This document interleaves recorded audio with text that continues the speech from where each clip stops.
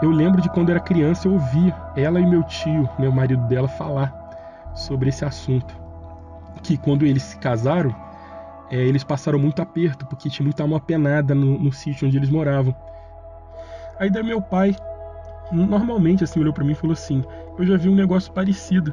Um negócio que o pessoal fala que é disco voador e tal. Meus avós falaram pra ele não contar nada pra ninguém, porque isso era... eles falavam que ia ficar com fama de mentiroso e tal.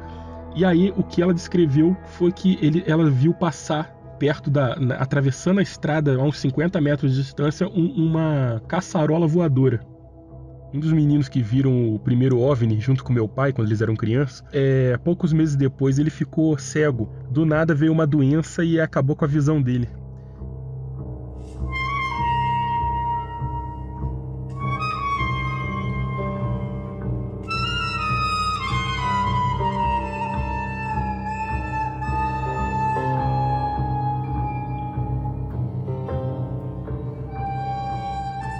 Região do Caparaó, próximo ao Pico da Bandeira, na divisa do Espírito Santo com Minas Gerais. O relato de hoje é contado por um participante que prefere não se identificar. E a história que você escuta é um compilado que ele ouviu de pessoas próximas. Porém, tudo se conecta num só mistério. O que são essas coisas que nos visitam? E será mesmo que elas vêm para nos machucar?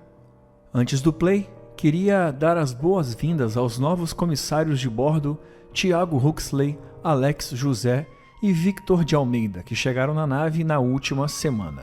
E se você também quiser fazer parte da nossa nave, acesse apoia.se/relatos flutuantes. Lá você tem acesso ao nosso grupo no Telegram, onde a gente conversa sobre os relatos. Também tem acesso a episódios exclusivos e desconto na loja Flutuante.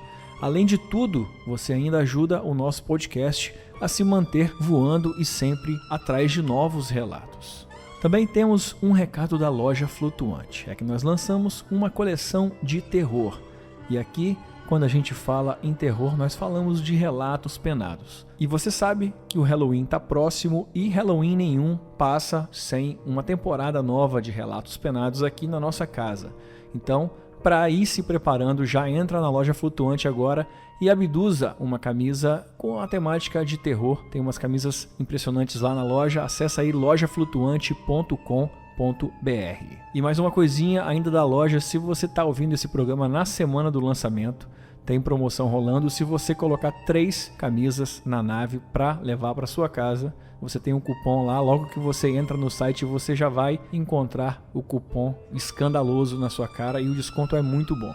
Então aproveita e voa lá, Flutuante. Agora, uma última coisa, é o lembrete de sempre, para que você nos classifique no Spotify. Caso você nos escute pelo Spotify, temos uma opção de dar as estrelinhas. Se for possível, coloque as 5 estrelinhas aqui para o nosso podcast Relatos Flutuantes. E dessa forma o nosso programa ele sobe na classificação e mais pessoas vão perceber o programa e mais relatos vão chegar para nossa nave. Tudo bem? Então agora sim, eu sou o Zero, seu anfitrião, e essa é a fita número 113 dos Relatos Flutuantes.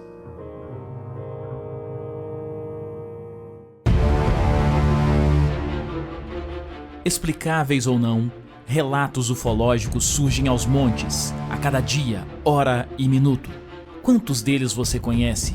E quantos casos sequer são relatados? Ajeite seus fones de ouvido e esteja preparado para experimentar um deles agora.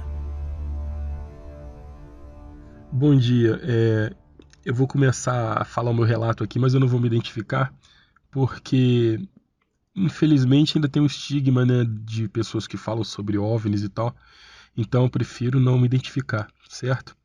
Eu sou morador da Zona da Mata, de Minas Gerais, região ali perto do Pico da Bandeira, Alto Caparaó, Manhumirim, né? E acontece o seguinte, quando eu era criança, eu morava no Rio de Janeiro, eu estudava no Colégio Santa Mônica, em Bom Sucesso. Eu não tinha ouvido falar nada de OVNIs até então. O meu professor de ciências, teve um dia que a gente estava fazendo muita bagunça e tal, e aí parece que ele deu uma parada. Eu não lembro mais o nome dele e tal, mas eu lembro que ele parou a aula, começou a conversar com a gente e tal. E aí foi ali que eu comecei a ouvir alguma coisa sobre o assunto. Eu até via na televisão e tal, mas aquilo não me chamava atenção, porque para mim aquilo era tudo ficção científica, né? A gente via Spectreman, Ultraman, nesses seriados japoneses tinham OVNIs e tal, tinha o Dr. Gore, né, que era inimigo do Spectreman e tal, e eles tinham um disco voadorzinho, né, que vinha o Dr. Eu não lembro mais o nome, mas eu sei que era, acho que era Gore, Dr. Gore, vinha num disco voador e tal. Mas pra mim aquelas coisas naquela época era bobagem, sabe? Isso foi até um pouco antes do relato do meu professor. Ele contou essa história na sala de aula foi em 1988, se eu não me engano.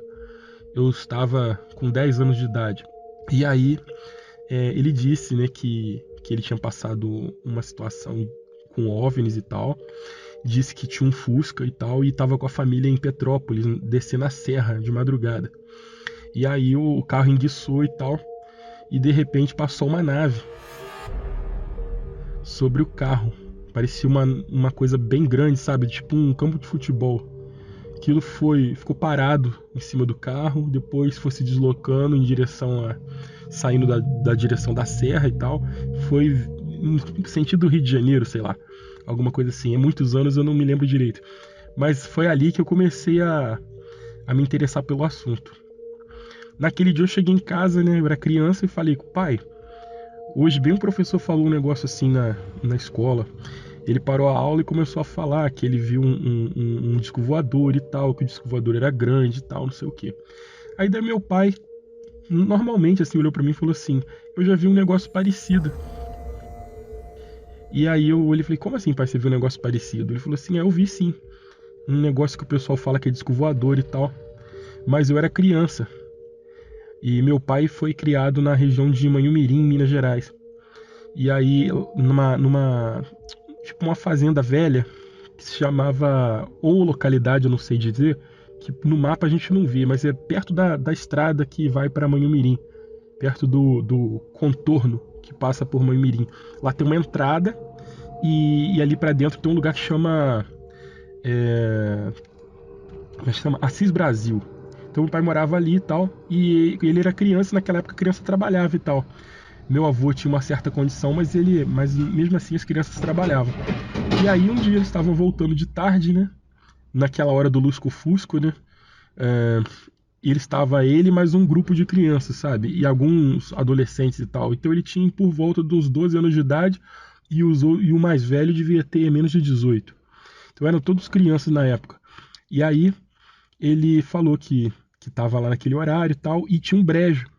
E por cima do brejo apareceu umas luzes. Ele ficou olhando e tal, com os meninos, e ninguém falava nada, todo mundo ficou observando e tal. E aí ele falou que era uma coisa tipo um helicóptero, né? E na visão dele, mas que não tinha som nenhum. Era tipo um comprimento de um carro, assim, de um Fusca, e com lâmpadas, né? Aparecendo, tipo janelinhas que ele falava. E aí aquele assunto ficou quieto, né? Porque o que aconteceu? Eles foram para casa, contaram para os pais. Meus avós falaram para ele não contar nada para ninguém, porque eles falavam que ia ficar com fama de mentiroso e tal. E aí aquilo foi esquecido e tal.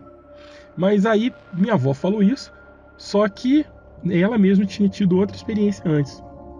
Então, esse depoimento meu aqui é mais coisas que cercam a minha família, assim, né? A minha avó também, uma senhora muito da roça, né? Ela não tinha muito... Ela sabia ler, escrever e tudo, porque ela era de uma certa condição, mas não tinha faculdade, não tinha nada disso e tal. E ela contou também que quando ela era criança, adolescente, assim, de uns 13, 14 anos, ela e uma irmã dela andando pela uma estrada de dia. E aí o que ela descreveu foi que ela viu passar perto atravessando a estrada a uns 50 metros de distância uma caçarola voadora. Aí na hora elas ficaram tão emocionadas que elas não falavam nada. Elas ficaram olhando uma para outra e olhavam para aquele objeto. O objeto passou bem devagar, como se fosse um balão, mas elas diziam que era uma caçarola voadora, tipo de metal, assim, sabe? Como se fosse a caçarola mesmo de fazer comida. E aí aquilo atravessou de um lado do outro da estrada, sumiu atrás dos morros lá, e elas foram para casa. E aí contaram para a família e tal, mas demoraram mais de 5 minutos depois de chegarem em casa para conseguir falar alguma coisa, porque a emoção que elas tiveram foi tão grande que elas não falavam.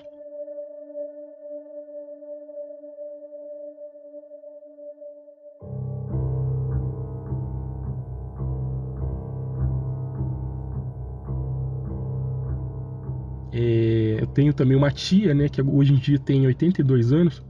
Ela morava numa localidade aqui também próximo, Pedra Menina, perto da Serra do Caparaó também. Eu lembro de quando era criança, eu ouvi ela e meu tio, né, o marido dela, falar sobre esse assunto. Que quando eles se casaram, eles passaram muito aperto, porque tinha muita alma penada no sítio onde eles moravam. De vez em quando aparecia tipo um lampião que atravessava a parede e passava dentro do quarto deles e pousava em cima da penteadeira. Então ela falava isso de vez em quando e tal, e eu lembro de ouvir isso quando era criança. E na verdade, depois eu vim saber que isso deve ser algum tipo de sonda, igual um drone hoje em dia que a gente tem, né? Mas naquela época, né? Há muitos anos atrás, quando ela se casou, tem mais de 50 anos, aquilo acontecia.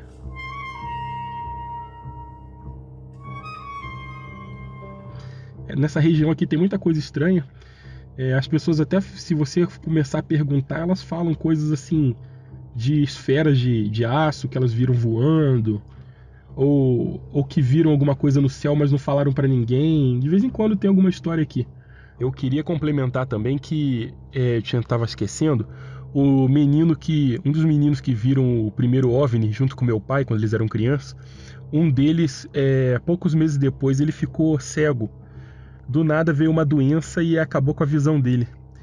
Esse rapaz, ele mudou dessa fazenda do interior aí, e ele foi morar no Rio de Janeiro, e ele foi tratado naquele Instituto Benjamin Constant, e depois de adulto ele começou a trabalhar lá nesse Instituto Benjamin Constant.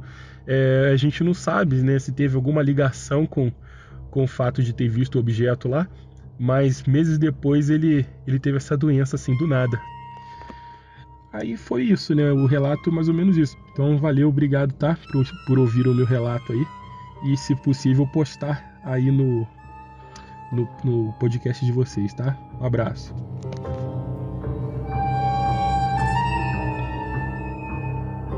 Muito bem, esta foi a fita 113 dos Relatos Flutuantes. E eu faço um pedido aqui. Se você conhece alguém ou mora nessa região do Caparaó, na divisa de Minas Gerais com o Espírito Santo, e conhece alguém que tem alguma história, conta pra gente, manda uma mensagem. O nosso telefone é o 28 999 8341 185. Ou apenas compartilhe esse episódio com alguém da região, e dessa forma a gente consegue se conectar com novas histórias. E de relato em relato, a gente vai criando uma grande teia, um grande fio de relatos flutuantes Brasil afora, ok? Nos encontre também no Instagram como @relatosflutuantes e no Twitter como @rflutuantes. Então por aqui eu fico até quinta-feira que vem. Aperte bem o cinto e não se esqueça, nós somos uma nave.